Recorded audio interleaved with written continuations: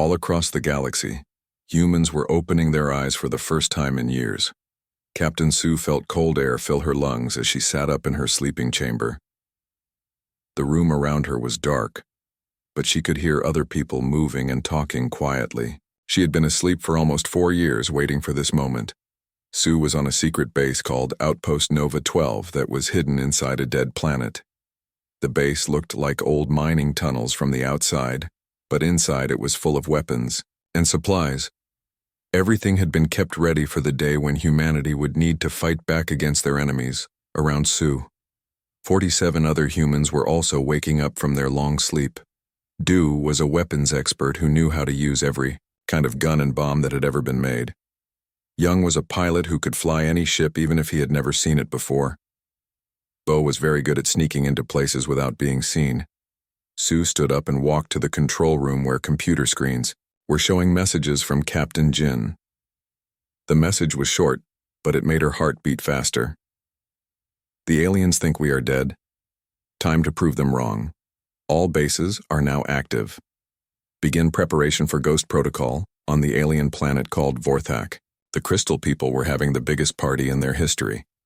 Their cities looked like huge musical instruments made of colored glass. When the wind blew through them, they made beautiful sounds that could be heard from space. The Vorth were celebrating because they thought they had made the galaxy perfect by getting rid of the chaotic humans. Premier Locke stood in the center of the main city, addressing millions of his people through crystal communication networks. His body glowed with happy colors as he spoke. The human problem has been solved forever, he sang in the musical Vorth language. Now we can make the galaxy as organized and beautiful as our home world. The Vorth had always believed that everything should be perfectly ordered and predictable. They thought humans were like a disease that brought chaos wherever they went. Now they were planning to turn Earth into a giant crystal garden where everything would be exactly where it belonged, back on Outpost Nova 12. Engineer Hana was working on something that would change everything. She had spent 3 years studying alien technology and learning how it worked. Now she was combining it with human ideas to make something completely new. The machine she built was called Project Ghostmaker. It could make things invisible to all alien sensors by changing the way light and energy moved around them. The aliens had very good technology, but they had never thought to combine different types of science. The way humans did. Hana tested the machine on a small ship and watched as it completely disappeared from all the base sensors. Even she could not see it anymore except with her own eyes. The machine worked by making matter exist between different dimensions, which sounded impossible, but somehow the aliens' own technology made it work. On the snake planet called Serpentis, the Naga were celebrating in their own way. They swam in pools of hot lava while their long bodies twisted around each other in complex dances. Empress Cythera was the biggest and strongest of all the snakes, and she was very happy about winning the war against humans. The Naga had always thought humans were weak because they needed machines to survive in different environments. Snakes, like the Naga, could live almost anywhere, and they were much stronger than humans in physical combat. They planned to use Earth as a hunting ground where they could chase and eat the animals that humans had left behind. Empress Cythera spoke to her generals while floating in a pool of melted rock. The mammals called humans were never worthy opponents, she hissed through her forked tongue. Now we can expand our territory and show the galaxy what real predators can do. What the Empress did not know was that communication expert Bin was listening to every word she said from his hidden base. Bin had learned all the alien languages and could intercept their radio messages from anywhere in the galaxy. He was recording everything so Jin could plan the best way to attack.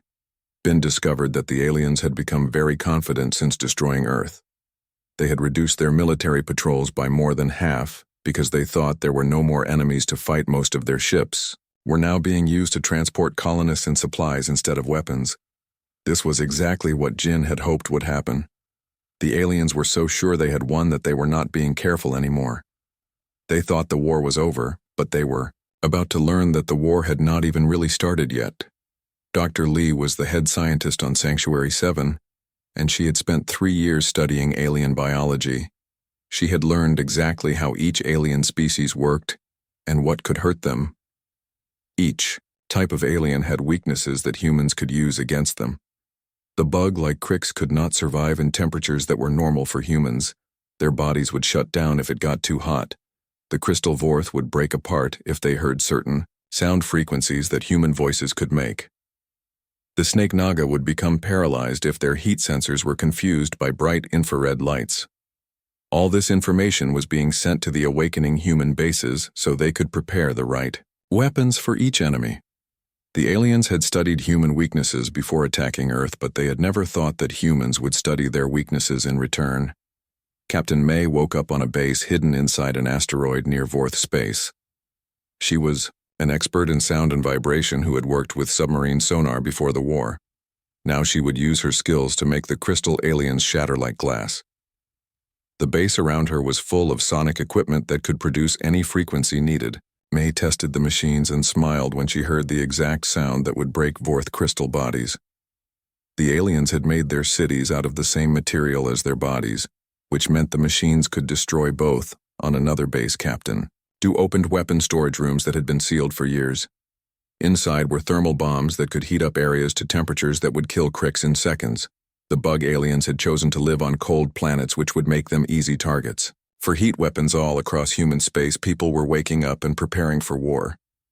The aliens thought they had destroyed humanity 3 years ago, but they had actually just made humanity angry and given them time to prepare. The sleeping humans had dreamed of revenge for years, and now they were ready to make those dreams real. Jin received reports from all 17 bases confirming that every human was awake and ready to fight.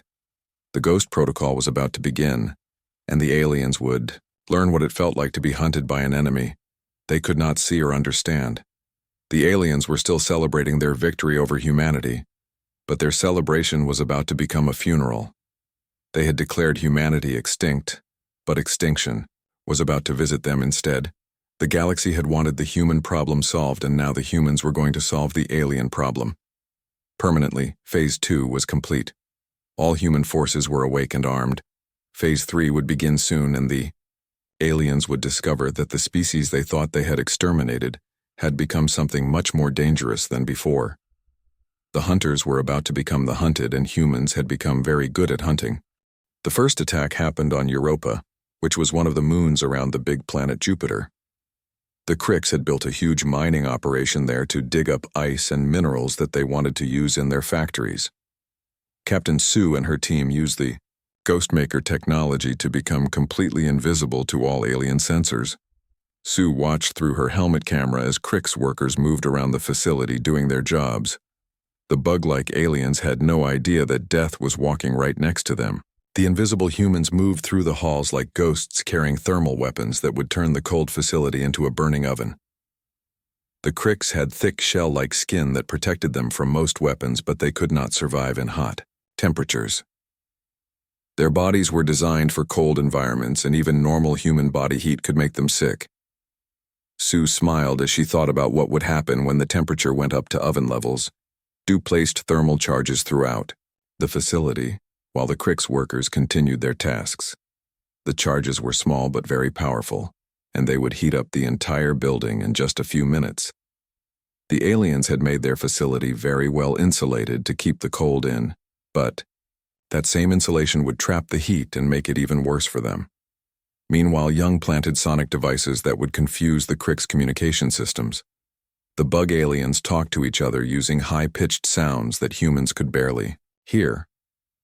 But the sonic devices would make so much noise that the Crix would not be able to understand each other. Bo worked on the computer systems that controlled the facility. He changed the programming so that all the safety systems would shut down. At the same time, this meant that when the thermal charges went off, there would be no way for the Crix to cool down the building or escape through the emergency exits. The facility commander was a big Crix named Vec, who had been very happy about the war against humans. He had celebrated when Earth was destroyed and had volunteered to take over human territory. Now he was about to learn that humans were not as extinct as he thought.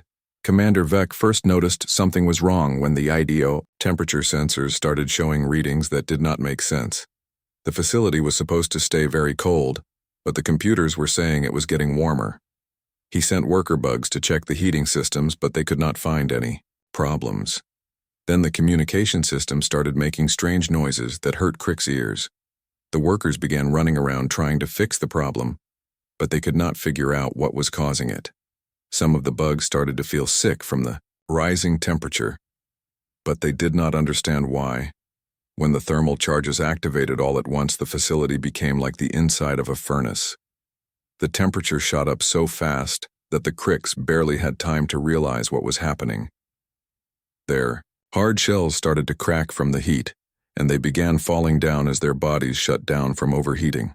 Sue and her team watched from their invisible positions as the Cricks tried to escape, but found all the exits blocked.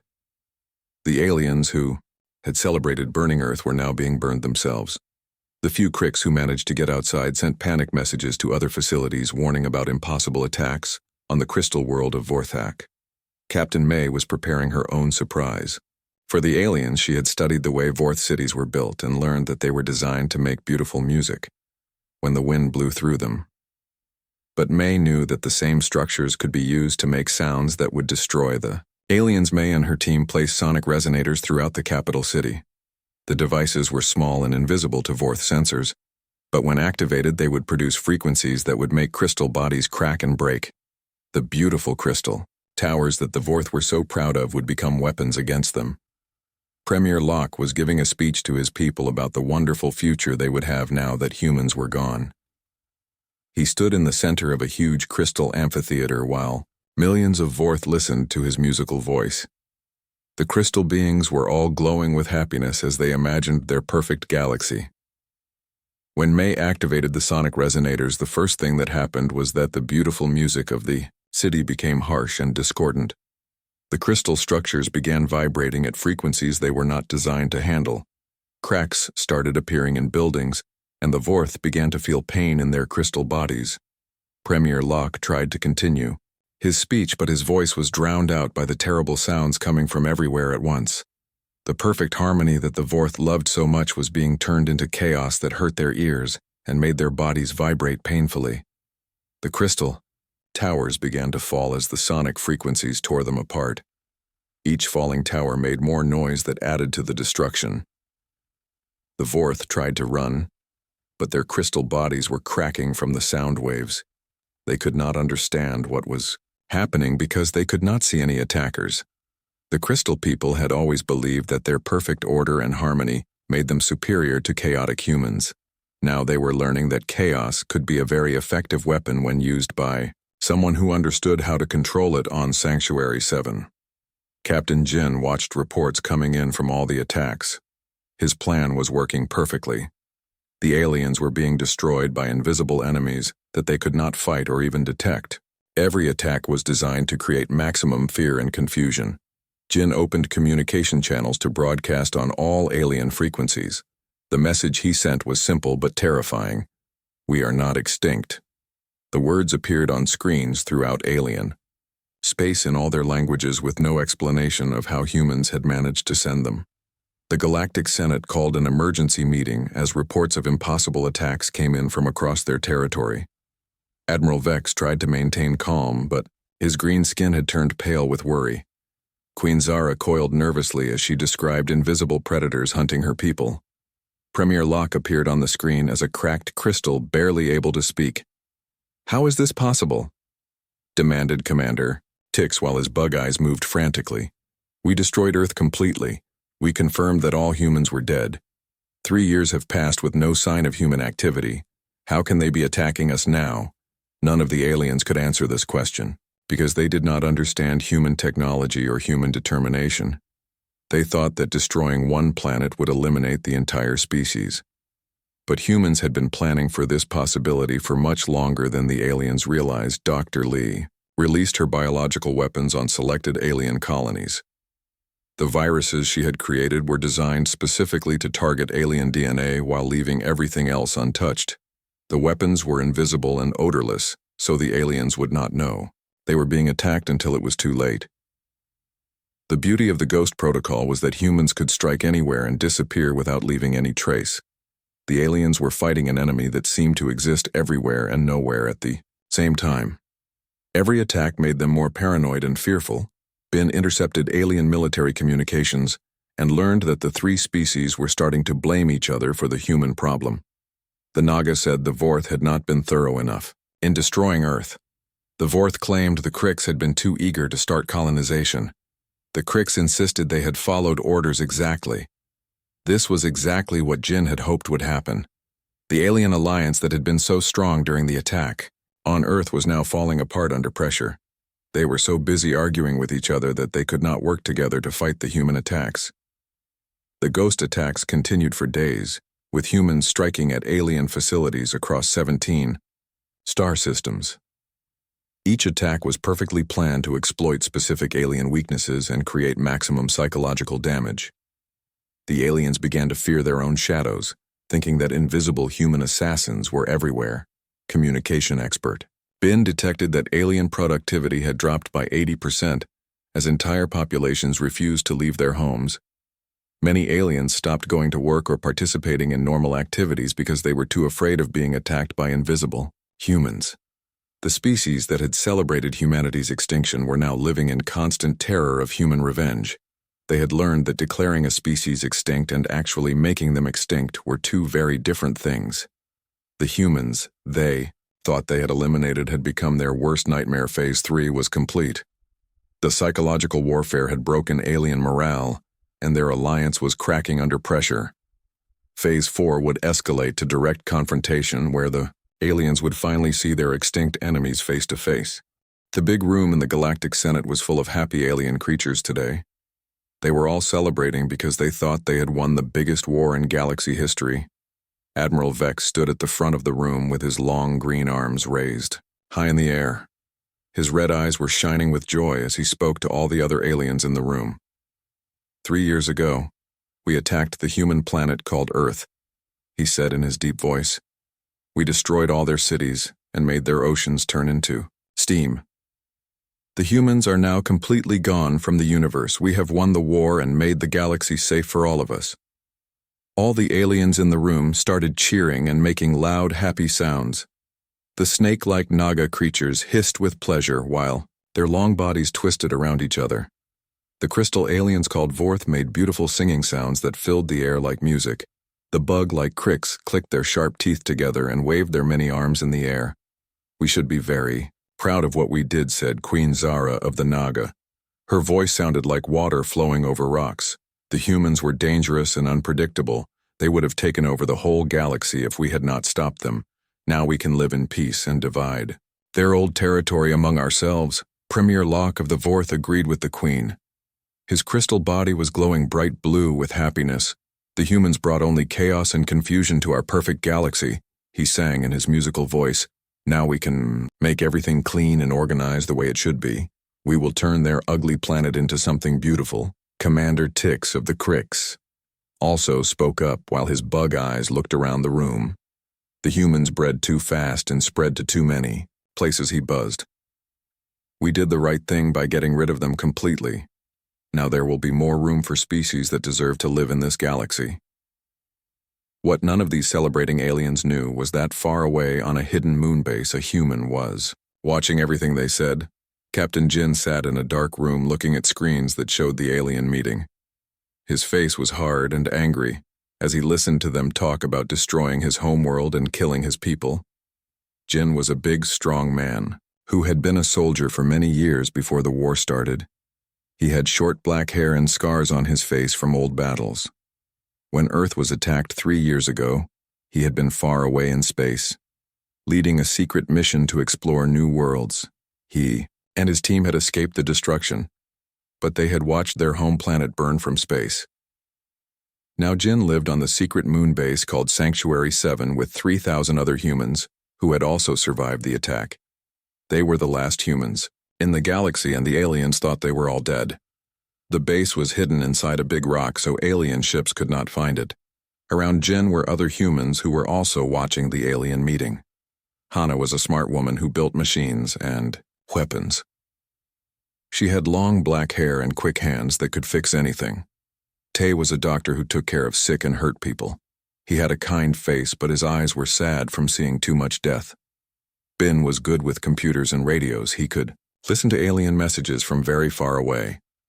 Look at them. Jin said to his friends. They are celebrating like they won some great victory, but they have no idea what they really did. They think they killed all humans, but we are still here, and we remember everything. Hana looked up from the weapon she was building.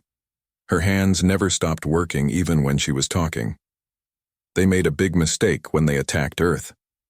She said now we have had 3 years to study their technology and learn how to fight them. We are not the same humans they attacked before. The alien meeting continued on the screens. Admiral Vex was showing pictures of Earth after the attack. The planet looked dead and empty with no lights in the cities and no movement anywhere. The oceans were gone and the land was burned black. The aliens cheered louder when they saw these pictures. We have officially declared human space to be free territory, announced Admiral Vex. The Galactic Council has voted to divide the solar system, where Earth used to be. Each of our 3 species will get equal parts. We can start sending colony ships there next month. This made all the aliens very happy. They began planning how they would use the human territory. The Naga wanted to turn the remaining planets into hunting grounds where they could chase Earth animals. The Vorth wanted to grow crystal cities that would be perfectly organized. The Krix wanted to build huge factories to make things. Jin watched all this and felt his anger growing stronger. These aliens had destroyed his world and killed billions of people, including his wife Hai and his 2 daughters Min and Jun. Now they were planning to move into human territory like nothing had happened. They thought the war was over, but Jin knew it was just beginning. What the aliens did not know was that Jin's father, Admiral Kim, had been a very smart man years ago. He had secretly built many hidden bases throughout the galaxy. Each base had supplies, weapons, and sleeping, people in special frozen chambers. These bases were so well hidden that even the aliens' 3-year search had not found them. Jin stood up and walked to a special control panel on the wall. His fingers moved over the buttons as he entered secret codes that his father had taught him long ago. One by one, lights began flashing on the panel, showing that the hidden bases were receiving his signal. All across the galaxy, in 17 different star systems, the sleeping humans began to wake up. They had been waiting for this moment for years. Some had been asleep for decades, waiting for the day when they would be needed to save humanity. The signal Jin sent told them that the day had finally come. Captain Sue opened her eyes in a base called Outpost Nova 12. She was a tough woman who had been a pilot in the Space Marines before going to sleep. She had volunteered to wake up only when humanity needed her most. Around her, 47 other humans were also opening their eyes and getting out of their sleeping chambers. The aliens on the screens were still celebrating and making plans. They had no idea that thousands of humans were waking up in secret bases all around them. The humans they thought they had killed 3 years ago were about to prove that rumors of their death had been greatly exaggerated. Jin looked at his friends with a hard smile on his face. The aliens think we are extinct, he said, but they are about to learn that humans are very hard to kill. We have been preparing for this moment for 3 years while they have been celebrating. Now it is time to show them what happens when you try to extinct humanity. Hana held up the weapon she had been building. It was unlike anything the aliens had ever seen because it used their own technology against them. We have learned from their mistakes, she said. They tried to destroy us quickly and completely, but they left survivors. Now we will show them how extinction is really done. The celebration in the Galactic Senate continued as the aliens made toasts and promised each other that the galaxy would now be peaceful forever. They had no idea that their worst nightmare was about to begin. The humans they had tried to extinct were not only alive, but had spent 3 years becoming something much more dangerous than before. Phase 1 was complete. The aliens believed humanity was extinct. Phase 2 was about to begin, and the galaxy would learn that declaring humanity dead was the biggest mistake any species had ever made. The emergency session of the Galactic Senate was unlike anything the aliens had ever experienced before. Admiral Vex stood at the front of the chamber, but his usual confidence was completely gone. His hands shook as he tried to explain the impossible. Attacks that were happening across their territory. We are facing an enemy that should not exist, Vex said to the frightened alien delegates. The humans were completely destroyed 3 years ago. We confirmed their extinction with orbital scans, ground searches, and biological sensors. Yet somehow they are systematically attacking our most secure facilities. Queen Zara coiled her long snake body nervously as she reported losing 12 colonies to invisible attackers. Her forked tongue tasted fear. In the air for the first time in centuries, the attacks are precisely targeted to exploit our biological weaknesses, she hissed. Someone who understands our physiology very well is hunting us. Premier Locke appeared on the communication screen as a badly cracked crystal, being his beautiful singing voice now sounded broken and painful. Our cities are being destroyed by sonic weapons that should not be possible to create. He managed to say, the attackers know exactly what frequencies will shatter our crystal bodies. Commander Tix clicked his mandibles together in distress while his compound eyes moved frantically, searching for threats that were not there. 7 of our mining facilities have been turned into furnaces by thermal weapons, he buzzed. The temperature increases are calculated to kill Crix but leave all equipment undamaged. Above the Galactic Senate building, space itself seemed to shimmer and bend as something enormous began to appear. Captain Jin had decided it was time for the aliens to see what they were really fighting. The UES Vengeance slowly materialized as Hana deactivated the Ghostmaker technology that had been hiding it. The massive ship was unlike anything the aliens had ever seen. It was built from salvaged alien technology combined with human engineering, and it was clearly designed for war. The hull was covered in weapon systems that the aliens recognized as advanced versions of their own designs but modified in ways they did not understand. Every alien in the Senate chamber froze in terror as the impossible ship appeared above them. Their sensors had detected nothing until this moment, which meant the humans had technology far beyond anything the aliens had imagined. The species, they thought, they had exterminated possessed weapons that could make entire fleets invisible. Jin opened a communication channel that reached every alien world simultaneously. His scarred face filled their screens, and his voice carried the weight of 3 years of anger and preparation. I am Captain Jin of the United Earth Forces, he said in perfect galactic standard. The species you declared extinct wishes to have a conversation. The Senate chamber erupted in panic as aliens ran in all directions trying to escape. Admiral Vex pulled his weapon but found his hand frozen as human soldiers materialized around him. The chamber was full of invisible humans who had been there all along, waiting for this moment. Du appeared next to Commander Tix with a thermal weapon pointed at the bug alien. The temperature in this room can be increased to lethal levels for Crix in 30 seconds, he said calmly. You celebrated when Earth burned. Now you can experience the same heat. Young materialized behind Premier, Locke holding a sonic device that could shatter crystal bodies with a single pulse. The Vorth, who had planned to turn Earth into a crystal garden, were about to learn what it felt like to be broken into pieces. Bo became visible next to Queen Zara, with an infrared strobe that could paralyze Naga nervous systems. The snake aliens who had wanted to hunt on Earth were now the ones being hunted by invisible predators. They could not escape. Dr. Lee appeared on the main communication screen broadcasting. From the medical bay of the Vengeance esteemed senators, she said with cold scientific precision, you are about to witness the systematic extinction of your civilizations. Our approach is more elegant than your crude bombardment of Earth. The display behind Dr. Lee showed real-time footage of alien populations across the galaxy, beginning to show symptoms of the biological weapons she had released.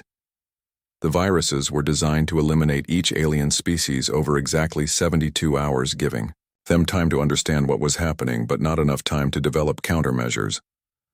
We studied your biology for 3 years, Dr. Lee continued while the aliens watched their people dying on screen. We know exactly how to eliminate each of your species while preserving your technology and territory for human use. This is not revenge, it is evolution in action. Admiral Vex finally found his voice, though it came out as a terrified whisper. What do you want? He asked. What terms will satisfy your species? We can negotiate. We can make amends for the attack on Earth. Jin laughed, and the sound was more frightening than any threat he could have made. Terms, he repeated. Negotiate.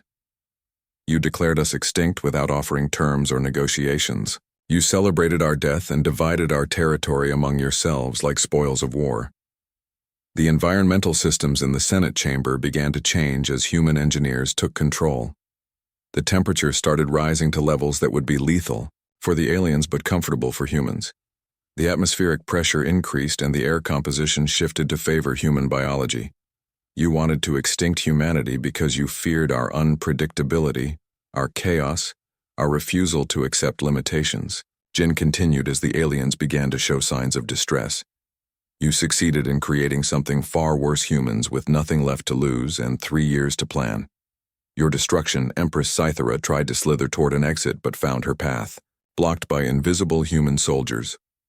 Her heat sensors detected dozens of human signatures throughout the building, but she could not see any of them. The snake alien who had planned to hunt on Earth was now trapped by hunters she could not see. Premier Locke tried to call for help but found that all communication systems had been taken over by human specialists. His crystal form was beginning to crack from the stress frequencies that were now filling the air. The Vorth, who had wanted perfect order, were experiencing perfectly orchestrated chaos. Commander Tix attempted to activate security protocols, but discovered that Bo had reprogrammed all their systems hours ago. The facility that had been their most secure location was now completely under human control. The bugs who had celebrated human extinction were about to experience their own. The main display showed the countdown timer Dr. Lee had established, 68 hours and 15 minutes remaining for complete biological extinction of all alien species. Jin announced to the terrified delegates. "You have that long to understand what you tried to do to us," Captain Sue reported in from the bridge of the Vengeance. "All alien military forces have been neutralized by Ghost Protocol attacks," she announced. "Enemy fleets are either destroyed or have suffered complete crew loss from biological weapons. No organized resistance remains possible.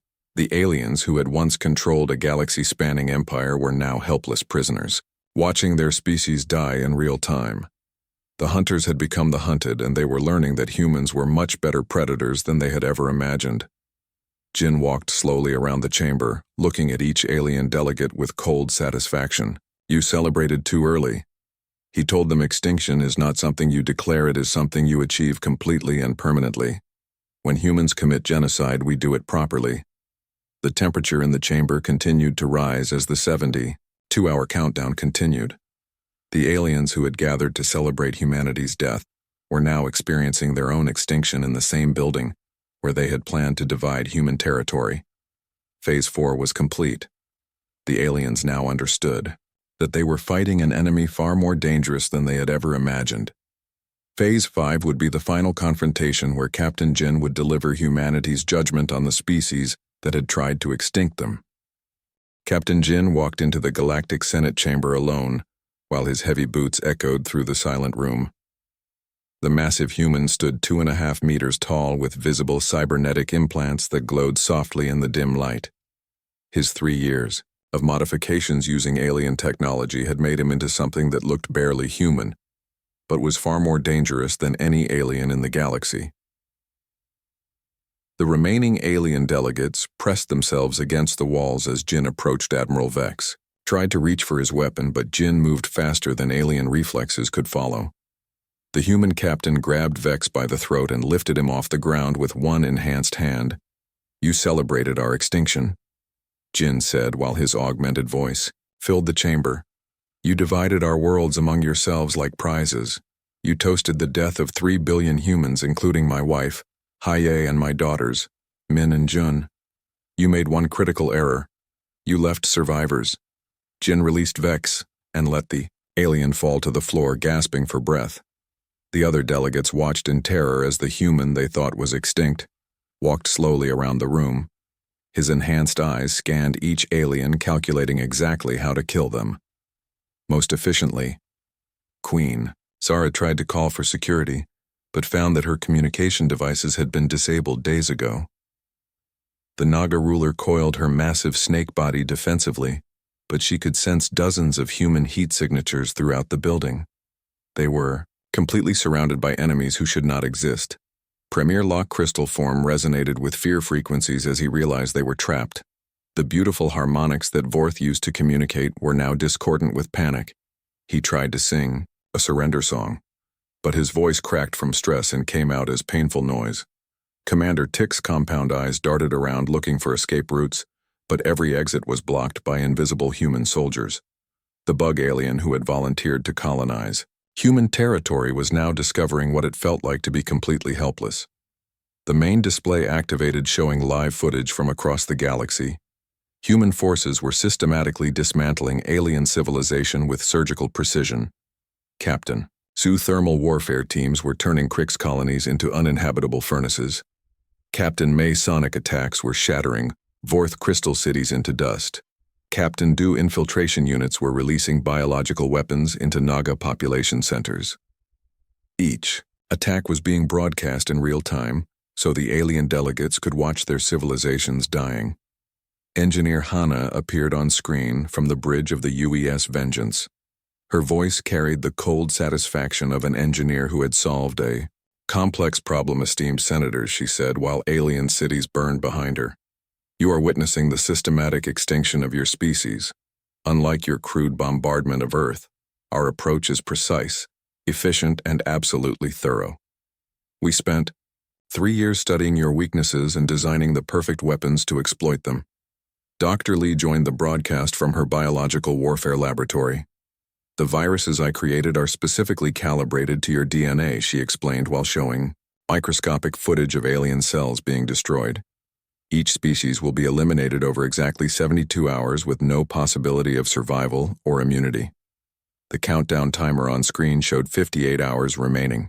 The aliens were being given just enough time to understand their fate, but not enough time to prevent it. The same species that had given humanity no warning before destroying Earth were now experiencing a slow, methodical extinction. Jin continued walking around the chamber, while the aliens cowered from his presence. You want to know what terms will satisfy humanity? He asked with dark amusement. There are no terms. You declared us extinct, so we are simply returning the favor. The difference is that when humans commit genocide, we do it completely. Admiral Vex managed to speak despite his damaged throat. What about mercy? He croaked. What about the laws of civilized warfare? You are becoming the same monsters you accuse us of being. Jin stopped walking and looked directly at Vex with eyes that held 3 years of accumulated rage. Mercy, he repeated. You showed no mercy when you burned our children alive on Earth. Civilized warfare. You orbital bombed civilian cities and celebrated when 3 billion humans died screaming, though why? Environmental systems in the chamber shifted again as human engineers fine-tuned the atmospheric conditions. The temperature continued rising, while the oxygen levels decreased to create the perfect mixture of discomfort and slow suffocation for all 3 alien species. Premier Locke tried to negotiate desperately, offering to return Earth and provide massive reparations. Jin's response was immediate and final. Earth is uninhabitable because of your bombardment. 3 billion humans died in your attack. You cannot negotiate with extinction. You can only experience it. The crystal alien form began developing more cracks as the stress frequencies increased throughout the chamber. The Vorth, who had wanted to create perfect order, were experiencing perfectly orchestrated chaos designed specifically to destroy them. Queen Zara attempted to slither toward what appeared to be an escape route, but found herself blocked by Captain Do, who materialized directly in front of her, the thermal weapon. In his hands was already heating up to temperatures that would paralyze Naga nervous systems. You plan to hunt on our world, Jin continued as he watched the aliens struggle with the changing environment. You wanted to chase Earth animals through our forests for sport. Now you can experience what it feels like to be hunted by predators you cannot see or escape. Commander Tix tried to activate his armor emergency systems, but discovered that all alien technology in the building had been reprogrammed by human specialists. The bug alien who had planned to build factories on human worlds was now completely helpless without his technology. The countdown reached 54 hours as reports came in from across the galaxy. Alien populations were beginning to show the first symptoms of Dr. Lee biological weapons. The viruses worked slowly, at first causing minor discomfort before rapidly progressing to system failure and death. Captain May reported from Vorth space that the crystal cities were 90% destroyed by sonic warfare. The beautiful harmonic architecture that had taken centuries to build was reduced to rubble in just a few hours by weapons that used the aliens' own technology against them. Captain Sue confirmed that Crick's industrial facilities across 12 star systems had been converted into furnaces. The bug aliens who thrived in cold environments were discovering that their own well-insulated buildings made perfect ovens when the temperature was raised beyond their survival limits. The alien delegates watched their civilizations crumble in real time while being helpless to stop it. The hunters who had attacked Earth with overwhelming force were now experiencing what it felt like to be completely outmatched by a superior enemy. Jin delivered his final judgment while standing in the center of the chamber surrounded by the dying alien leadership. You wanted to extinct humanity because you feared our unpredictability, our chaos, our refusal to accept the limitations. You tried to impose on us, he said with cold finality. The irony is that you succeeded in destroying the old humanity. The humans who lived on Earth were indeed chaotic and unpredictable and divided among themselves. But your attack created something far more dangerous: a unified human species with advanced technology, unlimited resources, and the absolute certainty that the galaxy is full of threats that must be eliminated. The environmental controls reached critical levels as the chamber became increasingly hostile to alien life. The temperature had risen to levels that made the Crick shell crack from heat stress. The atmospheric pressure changes were causing Premier Locke crystal body to develop fatal fractures. The infrared strobes were overwhelming Queen Zara heat sensors and paralyzing her nervous system. You celebrated our extinction too early. Jin continued as the aliens began to collapse from the environmental changes. We are humanity and we endure. We adapt. We survive. And when threatened with extinction, we become extinction itself. The countdown timer showed 48 hours remaining as the biological weapons reached full effectiveness across alien space. Entire planets were going silent as their populations succumbed to viruses specifically designed to target alien DNA while leaving their technology and infrastructure intact for human use. Admiral Vex made one final desperate attempt to appeal to human mercy. Please, he gasped as the rising temperature made it hard for him to breathe. We can coexist, we can share the galaxy. There is room for all species to live in peace. Jin looked down at the dying alien with something that might have been pity. There was room for coexistence, he agreed. You had that chance 3 years ago when humanity offered peaceful trade and diplomacy. Instead, you chose extinction. You declared war on our species and celebrated when you thought you had won. The chamber main display showed the final phase of humanity revenge beginning. Human colony ships were already launching toward former alien worlds. The extinct aliens had unknowingly prepared perfect planets for human expansion, with established infrastructure and cleared territory. Dr. Lee's voice came over the communication. System final phase initiated, she announced. All alien population centers show complete biological weapon saturation. Estimated time to total species. Extinction is now 36 hours. All alien technology and infrastructure will remain intact for human colonization. The aliens who had planned to divide human space among themselves were now watching humans claim their entire galactic empire, the Hunters. 72 hours later, Captain Jin stood alone in the silent Galactic Senate chamber. The alien delegates who had celebrated humanity extinction were now nothing more than crystallized remains scattered across the floor. The environmental changes had killed them exactly as Dr. Lee had calculated, leaving their bodies as monuments to the consequences of underestimating human determination. Jin activated his communication device and sent a message to every human outpost across the galaxy. Extinction protocol complete, he announced. Begin colonization phase immediately. All alien resistance has been eliminated. The galaxy now belongs to humanity. Across 17 star systems, human teams emerged from their hidden bases to claim the empty alien worlds. Captain Sue led the first colonization team to the former Crick's industrial planets. The massive factories and mining operations were perfectly suited for human use after simple temperature adjustments had eliminated their previous owners. The irony was not lost on Sue as she walked through the empty Crick's facilities. The aliens had built these industrial complexes to process resources stolen from human space. Now humans would use the same facilities to build the technology needed to expand across the galaxy.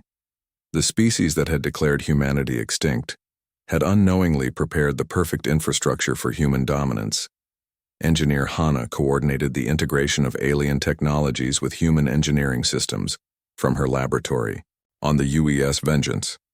The three alien species had each developed unique capabilities that were now available for human use. Crick's manufacturing efficiency, Vorth quantum mechanics, and Naga biological sciences, when combined with human creativity and adaptability, these alien technologies allowed humanity to achieve things that none of the individual species could have accomplished alone. The aliens had intended to divide human space among themselves, but instead, they had provided humanity with the tools to dominate the entire galaxy. Captain May established new communication networks connecting all former alien territories. The sonic specialist who had shattered Vorth crystal cities was now using similar technology to create galaxy-wide communication systems. Her first broadcast reached every corner of what had once been alien space. This galaxy is now under human protection. May announced in 17 different alien languages, any species that wishes to coexist peacefully will be welcomed. Any species that attempts aggression against humanity will be extinct. We have learned from your example and will not make the mistake of leaving survivors. Dr. Lee began the complex process of terraforming former alien homeworlds for human habitation. Earth destruction had scattered humanity across the galaxy, but now they had dozens of perfect worlds to call home. Each planet would be modified to support human life, while maintaining museums dedicated to the alien species that had once lived there.